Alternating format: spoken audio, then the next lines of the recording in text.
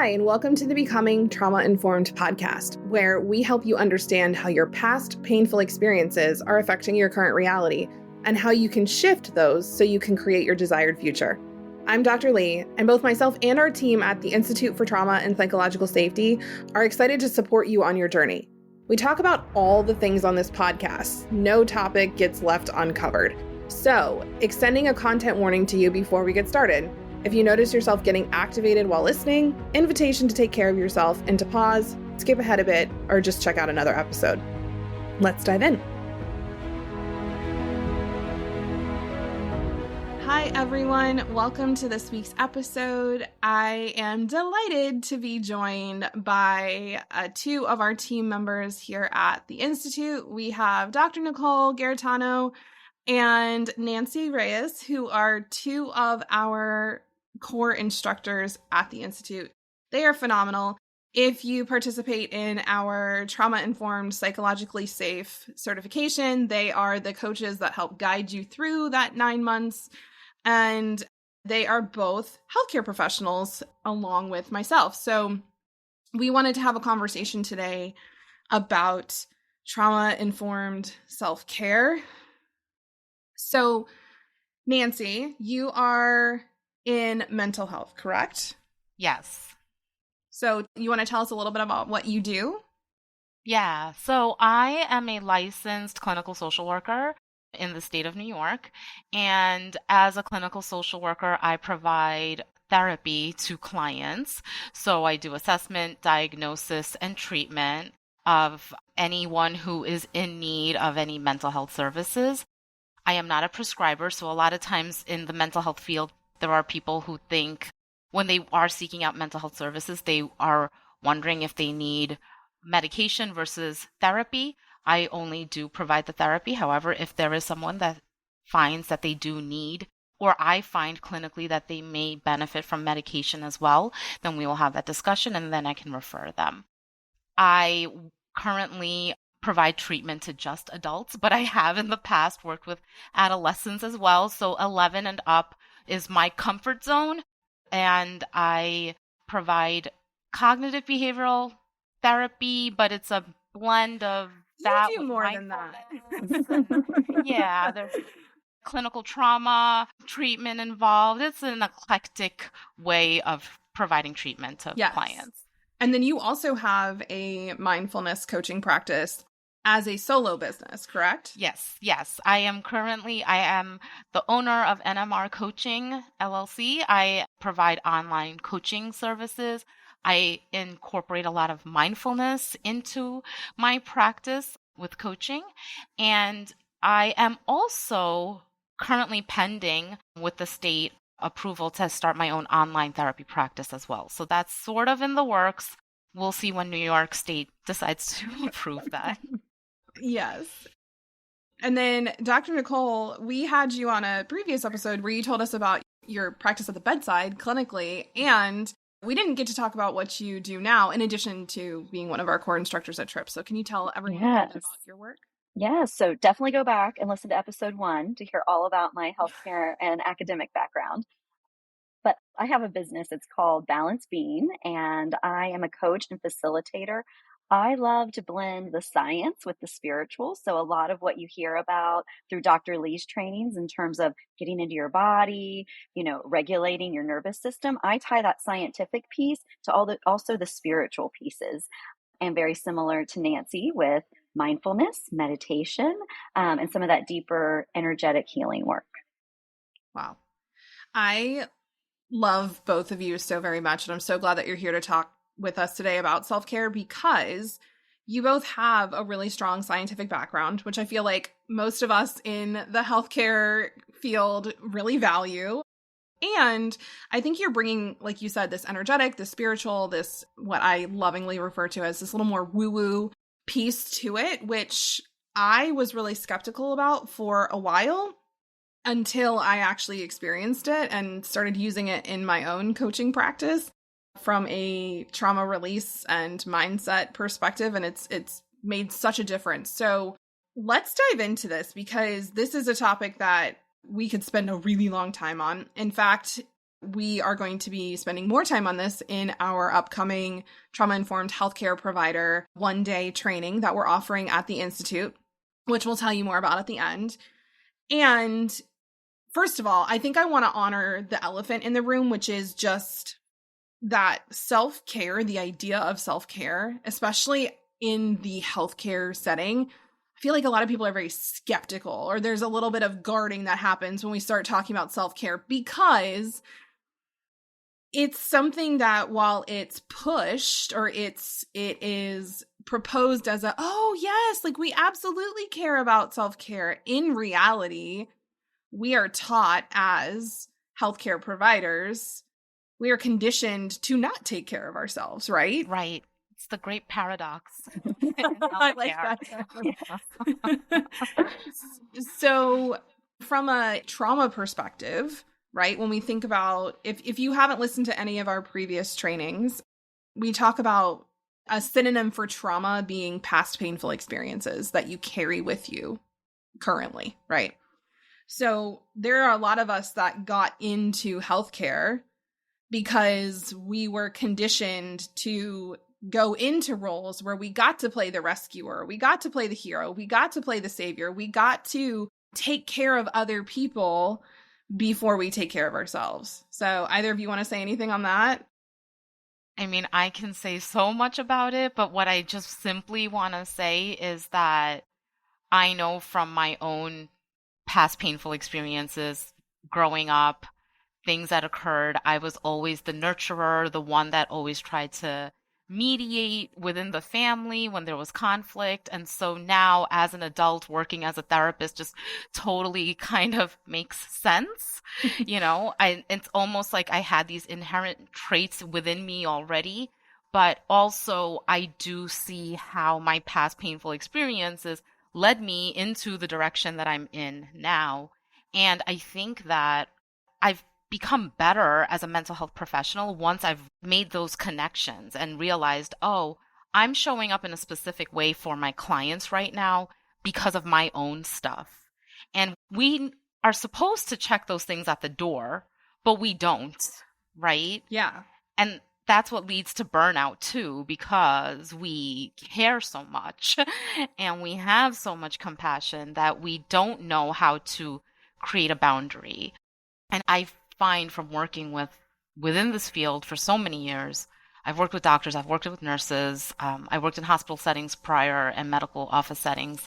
Every single provider I've worked with is coming from a place of compassion and empathy, and then also bringing in some of their own things that they may not realize. And it's so important for us to have a conversation about that.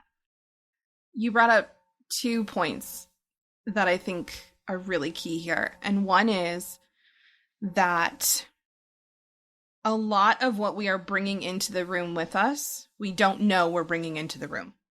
Exactly. And so part of self-care is actually identifying the things that we're bringing into the room that we don't know we're bringing into the room. And I don't think a lot of people think about self-care that way, because they think about it more of, well, these are things that I do to help myself feel better. These are things I do to be more rested or be more energetic or things like that. And while those are the case, those are examples of self-care. True self-care is I am understanding the painful things that I am bringing from the past into the present with me and carrying with me into patient rooms or into staff meetings or into the gym. And these are affecting how I feel as a human. The other thing that you said that I think is really important is the nurturer piece. So when we talk about the definition of self-care is the ability to identify and meet your own needs. And one of the core areas of our needs is we all need nurturing. And so many of us didn't get the nurturing that we needed when we were younger.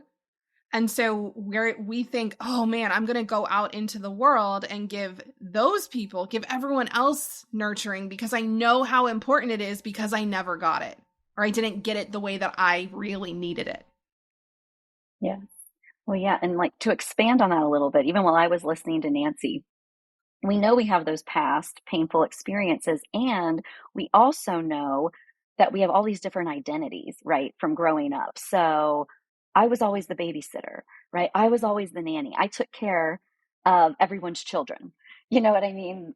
And I loved it, but I got a lot of accolades for that. And so it's nice to reflect on too, maybe even where we're outside of the painful experiences where certain identities were put on us by the adults in our lives, by our teachers. And so many times in healthcare, I mean, you do have to be smart.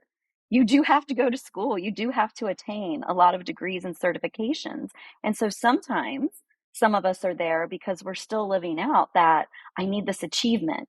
It makes my family happy. People see me in this light because I'm here and I'm doing this service. You know what I mean? Every day. And you compound like those identities that in and of themselves, as we're growing up, we could be neutral about them, right? It's not that they're good or bad, but you take those and you couple it with like the lack of nurturing, right? Or the diagnosis someone had growing up or they saw a family member have. And we find all these ways that we're showing up, you know what I mean, in these healthcare centers and systems with quote unquote, like our own baggage, like our backpack, right? We bring our little backpack into every situation and it's full of all these experiences. And not all of us have the same items in our backpack. Right. And some of us have backpacks that are way bigger than other people's. So we can we can hold a lot more. We can stay regulated around a lot more versus others of us have like those tiny fashion purses. I was gonna say the fanny pack. Yeah, like this. There's one show I watched that like the purse is like the size of a matchstick box, right? Right. So, I think coming back to this definition of self-care, of being able to both identify your own needs and meet your own needs. So there's two pieces to this, right? I'm curious about your experience in the healthcare setting. For me, I feel like the practice of identifying my own needs was something that I feel like I actively practiced the opposite. I feel like what I was taught was, yeah, you're going to identify what you need, but it's even if you notice what it is that you need, you're not going to be able to get that need met right now. You can't go to the bathroom. You can't get water. You can't eat what you want. You can't take a 30-minute lunch break. Like, I can't call off when I need to because I'm sick, because I've already had 2 occurrences in 6 months and the next one I get written up. Remember that? Yes. Mm-hmm. Oh my God. As a parent, there's 5 humans in my household, and you're telling me I get 2 opportunities to call off in 6 months. So all 5 of us have to stay healthy, except for twice in 6 months, or else I'm going to get written up. I'm going to get something in my file at work. I was actually written up. I had my youngest and went back to work after maternity leave. And then I had my twins that were like 4 years old at the time. So I had 3 kids under 5, and yeah, they got sick, and I got sick too. Like, I was working in an ER, I got sick, and I had more than those 2 occurrences. I was written up. It was so heartbreaking for me when it happened, because I was juggling motherhood and working full time and trying my best. And I showed up every day giving everyone the best that I could. And I told my supervisor at the time, it's really upsetting. I understand why you have to do it, but it's really upsetting for me right now to have to even sign this document and put it in my file. So you're also showing that something that I think is really important to highlight as well, which is that there are, while we're bringing past painful experiences in and trying to identify and meet our own needs in order to heal those or release those, there's also in the healthcare system active trauma still happening, active pain still occurring. And so this is why self-care gets elevated to an even more important level, because if you can identify and meet your own needs in the midst of something painful happening, and you can give yourself whatever that is, or ask for whatever it is that you need, then there is an ability to minimize the amount of aftermath that happens from those events in the current moment. So I want to go into the three main areas that we as humans need self-care, right? We have three core needs. We need nurturing, which we touched on a little bit. We need guidance, and we need boundaries, and or what one of my favorite authors, Dr. Nicole refers to as loving discipline. I want to talk about nurturing first because I think that this is a place that we all as healthcare providers do a really great job of for other people. And we don't often do it for ourselves, whether that's due to the conditioning we received as kiddos that we're going to take care of everyone else first, or that's due to the conditioning that we get when we go into our healthcare careers. But what are some of the ways that first of all, how do y'all think of nurturing? Like, what comes up for you when we talk about nurturing? And what are some of the ways that you participate in nurturing yourself? Yeah, well, for me, when I think of nurturing, like I think of loving kindness towards myself. And sometimes when I'm working, with clients, like you said, it's so easy to identify how we nurture others. So even calling to mind examples of how you nurture others and then reframing into how can I create that for myself? Right. So for me, I would picture like what I do for my daughter, right? Like I hold her, I rock her, I read her a book. So one of my nurturing things I do for myself every day is after everyone's gone to bed at night, I get in my chair, my comfy big chair with whatever I want to drink and my comfy pajamas and my blanket, and I read before I go to bed. And that it's so easy, right? I just had to make the time for it. Sometimes I feel like self-care, or this nurturing idea like becomes very grandiose in people's minds, or they go on YouTube and all these places and they're like, I should be doing this, I should be doing that. There's like this huge list and I don't even like to do half those things. So think of the things you naturally do for other people because that is a great lens of what you really want for yourself. You know what I mean, as well. And so when you can call that to mind, you can start to create these different ways to nurture yourself. And so that's one thing, that I do when I'm noticing that I like to create parties and people coming over, right? And fun times for people. That's a way I show up nurturing. I love connection. So when I'm noticing that I'm trying to do that, I'm like, oh, but like, how could I get together with a friend? Or how could I create something outside my house? Where like we go grab a glass of wine, have conversation where I'm not hosting, but I know like my body, my soul, my being needs that right now because I'm trying to create it for other people. Yeah. So I'm hearing compassion too, right? Yes. For yourself.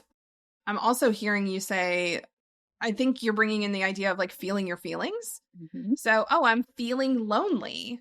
What do I need? I need connection. One of my favorite phrases around this is, and I ask myself this, and my husband will ask me this sometimes too, now that I've taught him the phrase is, how can I treat myself like a toddler? Right? Because we all know how to nurture a toddler. Do you need sleep? Do you need food? Do you need a hug? Do you need your diaper changed? Like, do you need to go to the bathroom? Like, we can look at a toddler and go, what do you need so easily and meet that? And so that's what I've started internally asking myself. And a lot of times it is, I am lonely, or I'm touched out and I need to go retreat to a space where no one's going to touch me for 15 minutes. Yeah. So I love that. Yeah. Nancy, how about you? Yeah, I actually ask myself, what do I need right now? Because it's something that I always encourage my clients to ask themselves. And so I have to practice what I preach. And so I ask myself, what do I need right now? And I think for me, because I connect with so many people every day, I always need to disconnect in some way. And so I need time away from everyone. And if that means just sitting in my car for a couple of minutes or sitting in my yard or just finding a quiet space to just center myself. That's usually what I need on a daily basis. And then I can add to it. Maybe I want to talk to a friend. Maybe I want to have a glass of something. Maybe I want to eat a cookie or two, whatever else I want at the moment. But definitely disconnecting for me is huge. But that is something that I have discovered that I need, and I make sure to practice that. I want to also just say that with self-care, it's all about self-awareness, right? Like paying attention to like physically what we might need at the moment, or emotionally what we might need at the moment, or spiritually what we might need at the moment. But paying attention to that and having that self-awareness is one of the keys of self-care. You are bringing up a really, really important point, because I want to go into this idea of what do I need in the moment, because a lot of us, when we are feeling dysregulated, and when I say dysregulated, I mean we are feeling something we don't want to feel, right? I am having an emotion or a sensation in my body that I am not enjoying, and I would like to get out of this. So many of us will go to something that feels good in the moment that doesn't feel good later. So we will do something to immediately end the feeling that is uncomfortable, and we will regret it in the future because it's not what our future self would have wanted. So a tweak to this that I love is, what does my future self need right now? Because then I can say, oh, instead of, I just need to vent about this to somebody. Well, do I need to vent about this to my husband when I'm venting about him? Maybe not, right? So, okay, the need that's been identified is I need to vent, or I need to talk this through. And also my future self would appreciate it if my now self called a friend or called my sister or went into my journal and vented, because if I vent this to my husband, this is going to be problematic later. So this nurturing piece too, you think about our toddlers, right? Sometimes our toddlers are like, I want to stay up till 2 a.m. No, I know that that's what you feel like, what you need. And also, what you probably need is to go to bed now because you are overtired, right? I know you feel really hyper, but you're actually overtired. So I think that takes us into the loving discipline section, the boundaries section. So how do you all think of self-discipline and creating boundaries from a self-care perspective? How do you participate in that? This was a hard one for me. Like, this is one, and I feel like this is one where I'm always doing work, potentially. And because I am like such a nurturer, because I do want to take care of everyone. And it's very easy to fall back into yes patterns, people pleasing patterns, because they need me, right? Like, oh, they really need me. They need me to help with this. But what I've learned to do is I step back, and it is about the self-awareness. And I ask myself, like, is this something I'm going to feel really good about doing for them? Or am I feeling like really bitter and obligated deep down in the core of my being? So then I can start to distinguish, like, this is a yes, I want to go help, versus this is a no, and I should say no and honor my no, so that I'm not holding this resentment or bitterness later towards someone and they don't even know why I'm holding that towards them. Like, we haven't had that conversation. It's an internal dialogue that I'm having, but that tends to keep things healthier for me. I can be in good relationship then with those people around me. And I'm also here to say that doesn't always work, right? Within our healthcare systems, we can have a no that is never honored. And so that is one of the reasons we get into poor boundaries. Just for those listeners, as they're hearing me say this, they're probably like, well, that must be nice for her, right? Because I can't say no to certain things. Yeah. So I feel like it's important just to say that out loud, that, there may be things that still come up in my personal life that I can't say no to, even though, like, do I want to get up every morning and drop my kid off that early at school? No. And do I have to, right? Because it's a responsibility. So there's that, there's that tension you're going to be in, and recognizing and really honoring that there's so many listening right now that maybe can't truly honor their no, and they're really learning how to play with boundaries and start to establish them. So, establish them where you can in your personal life, because as you grow in that power in your personal life, It allows you to show up in a different way in your work environments and own your no where you can in your work environments. So there are probably tiny things that come up each day at work that you can say yes or no to. How do you start to recognize those and bring those into your awareness so that your no can be a no? But it is, again, for me, it's always going internally, because I believe, and it goes along with Nancy's comment on awareness, the answers are really always within us, but we have to listen to our bodies and what our bodies are telling us, those feelings that we're having.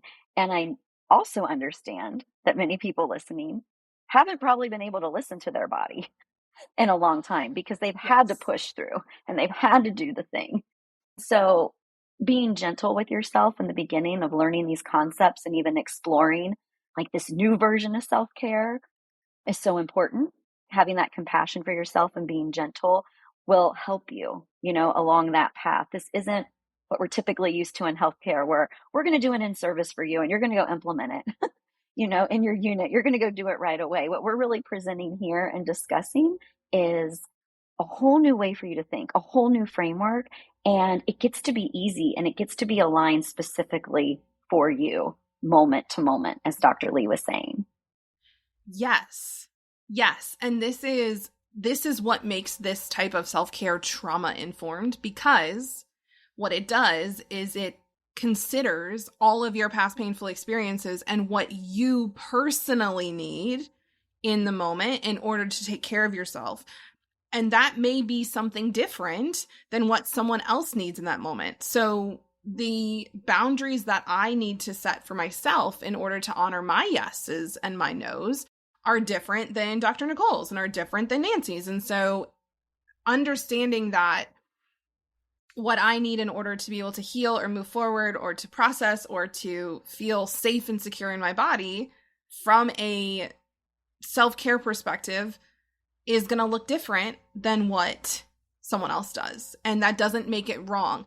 And I think that also is kind of counter to what a lot of us are taught around self-care, because we're oftentimes given very specific things to do. Like, oh, I'm going to put discipline around working out 5 times a week for 30 minutes, or I'm going to make rules for myself that I'm going to meditate every day. Well, if meditation puts you into a place where you're more dysregulated, or if you have only slept 4 hours every night for the last 5 days and you're trying to push through these intense workouts, that may actually be doing more harm to yourself, and that may not be a form of self-care, versus someone who's really rested and who has a lot of really great energy, them going and working out, or someone who doesn't have a lot of anxiety around keeping their eyes closed, meditation might be great for them. So we really get to think about that personalized trauma-informed perspective when we are choosing our forms of self-care, particularly around discipline, in my personal opinion. How about you, Nancy? Well, so when Dr. Nicole was talking, I was thinking about also being intentional with where you can have those boundaries, right? I talk to clients all the time about creating mental boundaries when you're at work, and that you cannot say no to certain things because it is part of your job at the moment and it is the thing that you have to do. Just taking a pause and reminding yourself, I have to do this thing right now. However, I will be intentional and do something for me later to make up for this. Because at the moment, what can happen a lot of times, I know from my own personal experience, what used to happen is now I'm frustrated and I'm feeling annoyed and irritable that I have to do this thing and I can't take my full, half-hour lunch because there is a crisis going on. And so I am, and it is part of my job. And of course, I will tend to the crisis. However, I will then be intentional later on in the day to make sure that I sit somewhere away from my desk and eat my lunch. And just in that moment, that is a practice of self-care as well, which it is a reframe that we have to do, because when we're in those moments working throughout the day, we tend to just get fully consumed by the day and everything happening, and to be able to just pause. And this is where like the practice of mindfulness comes in. Pause, accept what is at the moment as best as you can without any judgment or criticism if possible, and then be able to shift later on in the day and find some space for you. I used to go and hide in the ladies' room because I felt that that was the one place, but then doctors used to find me in there, which was fine. And as they're washing their hands, they want to talk to me about someone that's in crisis. But I used to just literally go and hide in a stall for 5 minutes and I love practice that. And some I just have to breathing. say, I love it, Nancy, because I was the one at the hospital. I knew where every single person bathroom was with only one toilet and one sink. And I would find those and lock Oh, so you could myself go in. be on your own. You know what? I'm just remembering back to like my pager going off while I was in the bathroom and just being like, right? So there's a couple things that came up for me as I was listening to you. The first one is when you think about, okay, I'm going to accept what is in the moment. A lot of people accept what is in the moment, but you're right. They do what I call a unenthusiastic consent, right? Where it's a begrudging consent. They're like, fine. And then they never actually work through the feelings of frustration or anger or whatever. And also, they don't ever then reset a boundary around, okay, well, if it's going to be like this, if I can't have my yes met here, where can I have my yes met? So a perfect example of this that the nurses at the hospital where I worked did, which was, I mean, it was phenomenal. They were basically told, hey, you, from a union perspective, are supposed to be getting 2 15-minute breaks and a 30-minute lunch. And so you need to start clocking out for your 30-minute lunch because nobody was doing it. And so the nurses said, okay, great, absolutely. We will start claiming if we're not having time to take our lunch on they were like edit slips. And so if at the end of the shift they didn't have time to take a lunch, they put in an edit slip. 80% of the nurses were putting in edit slips because their patient assignments were so intense and the system was not set up for them to be able to take lunches. And so the hospital saw this. They're starting to have to pay all this extra time. And they went, no. We're going to set it up so that you can take a lunch. And so they came up with this beautiful system where all of the nurses, like, they did a phone handoff and everyone got their 30 minutes and no one got interrupted during their lunch unless their patient was literally decompensating. And until there were boundaries set around, okay, fine, if you want us to take lunches, you want that to be a legal thing. If we're not allowed to take one, then we are going to demand that we get paid for that time. Until that boundary was set, they were just working that extra half an hour every day and not getting a lunch and also not getting paid because that's just how it was. It's a prime example of self-care and from boundaries to say, you know what? No, we are going to get paid for this extra time that we're working because we're not getting a chance to eat. And if you don't like that, then go ahead and change the system. The other thing is when we think about discipline and boundaries is I also think of the word limits.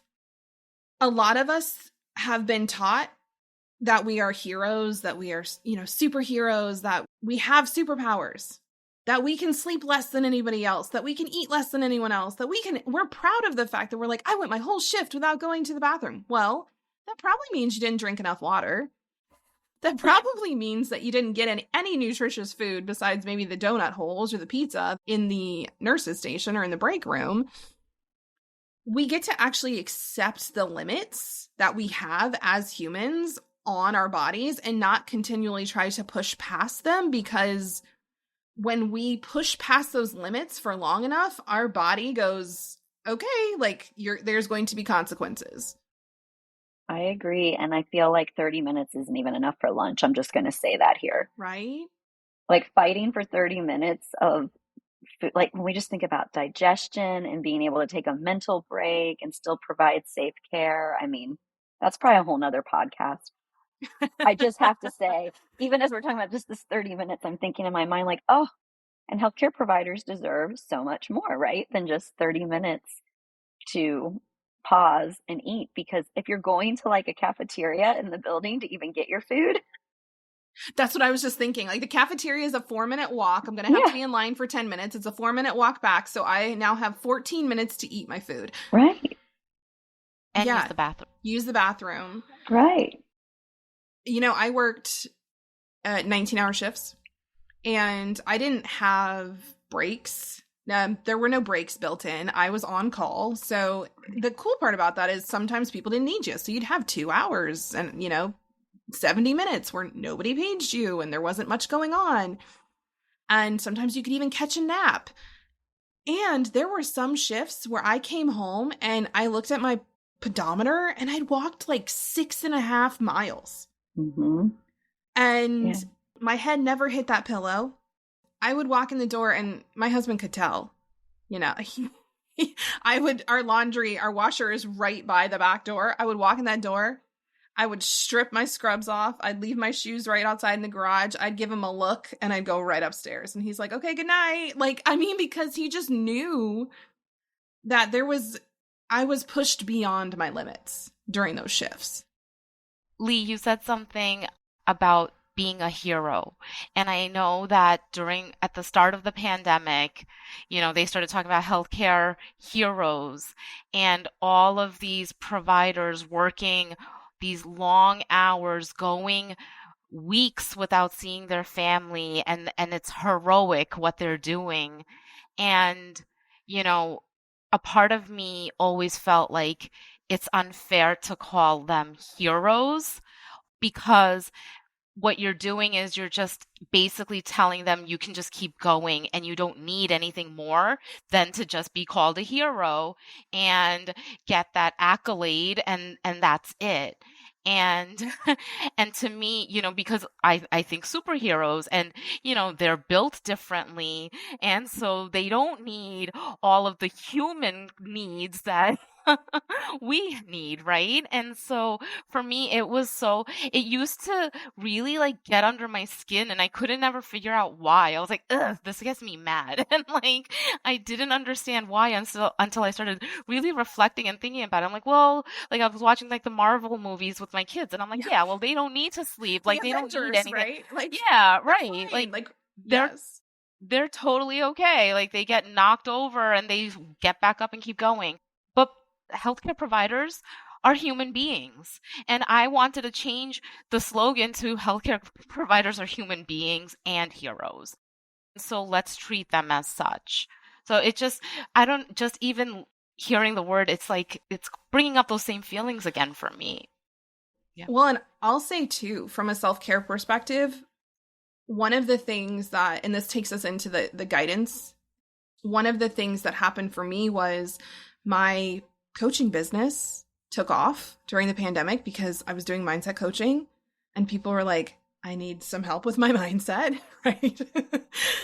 So I started going, oh man, over here, I only have to work 20 or 30 hours a week and I'm making more money than I'm making in the hospital.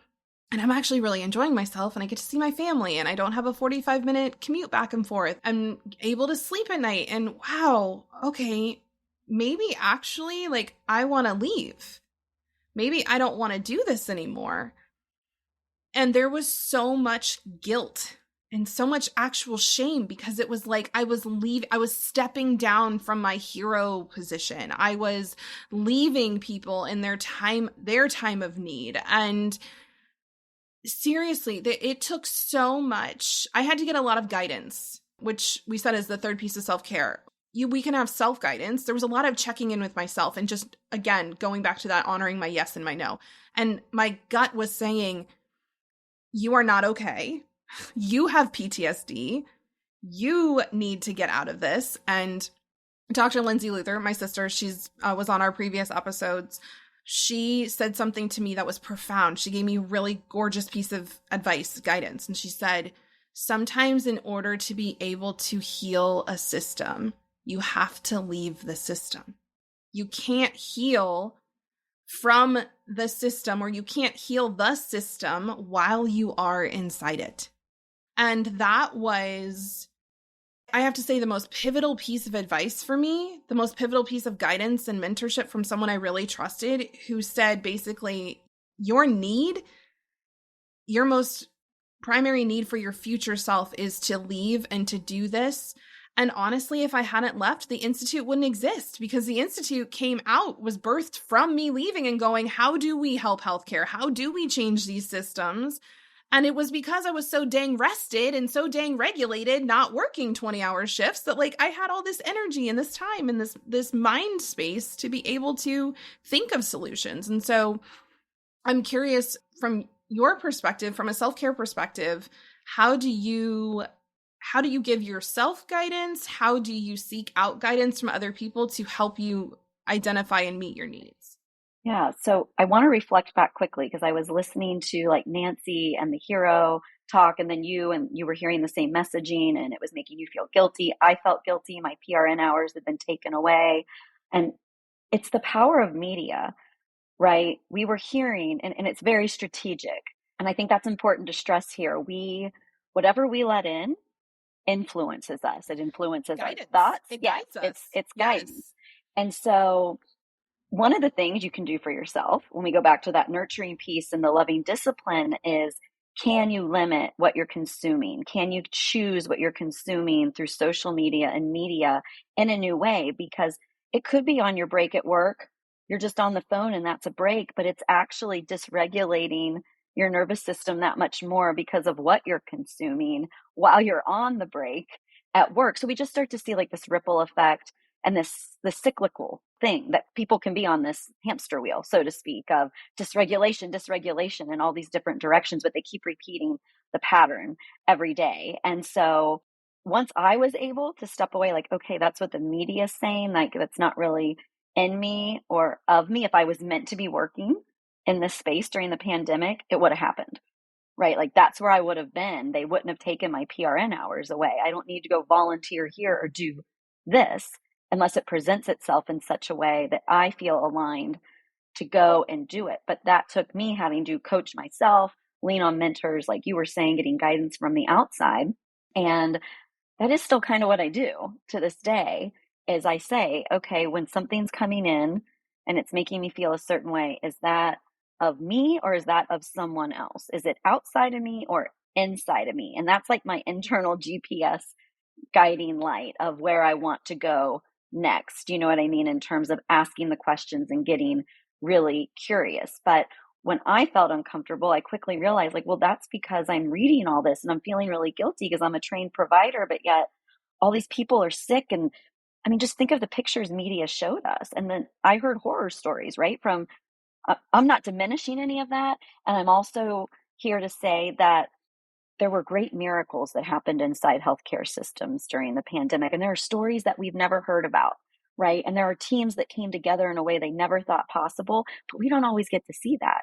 We don't always get to hear that because we live in a society that really wants to glamorize and put this propaganda behind issues and put a certain slant on things. But we owe it to ourselves because we have the power to choose, right, for ourselves. We have the power to make our own decisions and to put it through this filter, so to speak. So I guess the bigger question would be, how are you doing that for yourselves each day in terms of your guidance? So yes, seeking out wise counsel, but also like as you're consuming something, like put it through your own evidence filter. That's what I tell my clients to do. Like, what's true for me? What do I not believe to be true? And like, where does that come out at the bottom? Okay, I half believe that news story, right? I don't need to believe the whole thing. Yes, that's such a great reflection, Dr. Nicole. Like, that's so good. Because I think you're right. So many of us, we get on that hamster wheel of activation. We're dysregulated.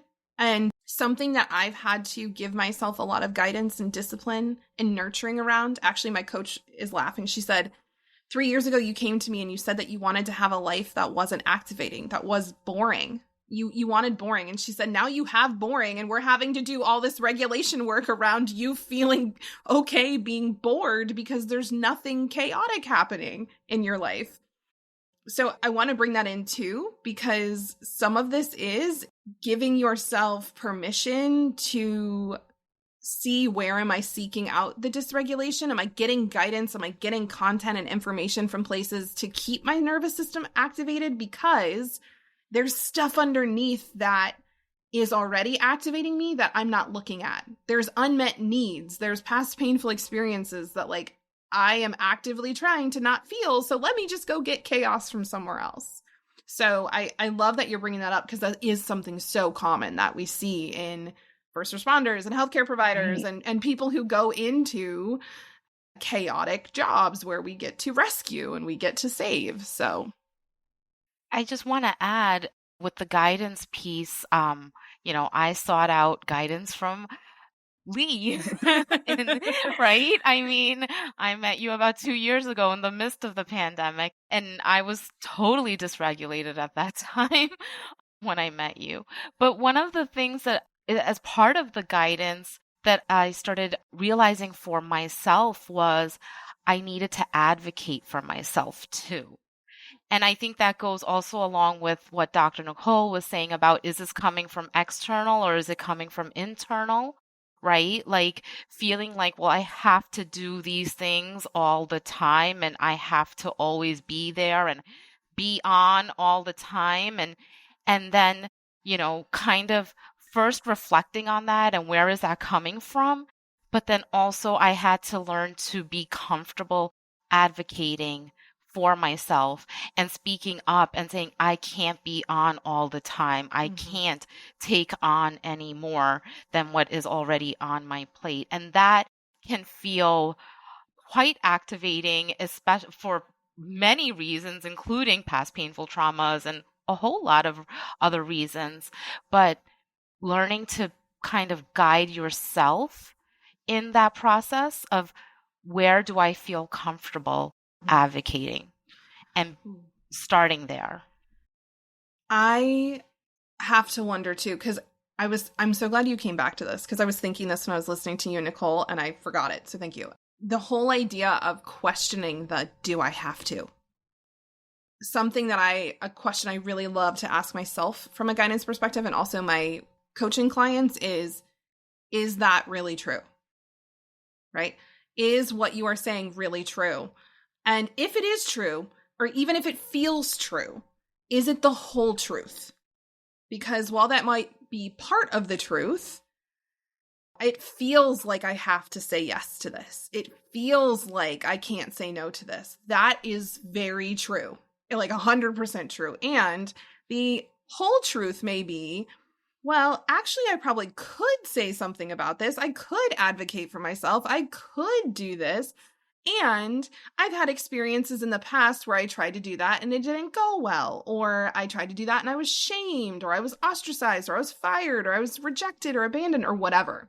And so often those feelings that we accept as fundamental truth are not the whole truth. And so if we can get in a frame of reference where we're looking at things and going, okay, I'm giving myself so much compassion that this feels very true, that I have to say yes or I have to say no.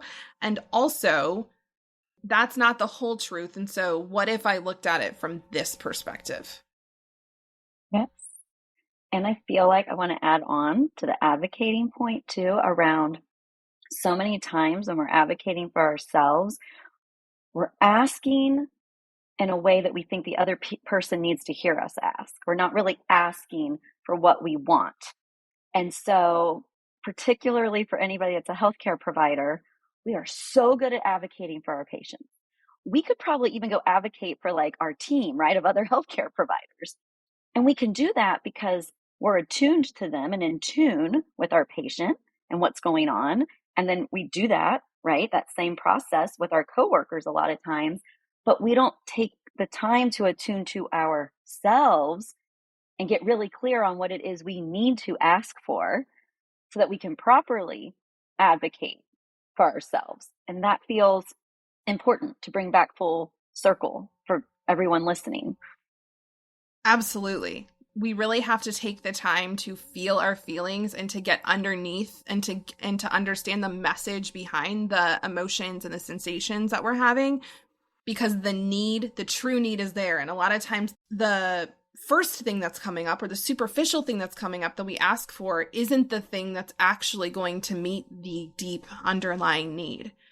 So we have a method at the Institute that we call the EASY method that we use to be able to really get deep down and identify those needs. And we have lots of resources on that. If you're interested in learning more about the EASY method, you can go to our website, and we have information in our Facebook group. I think we have some great graphics on our Instagram. So we teach about the EASY method in a lot of places, and feel free to email us if you want connected with those.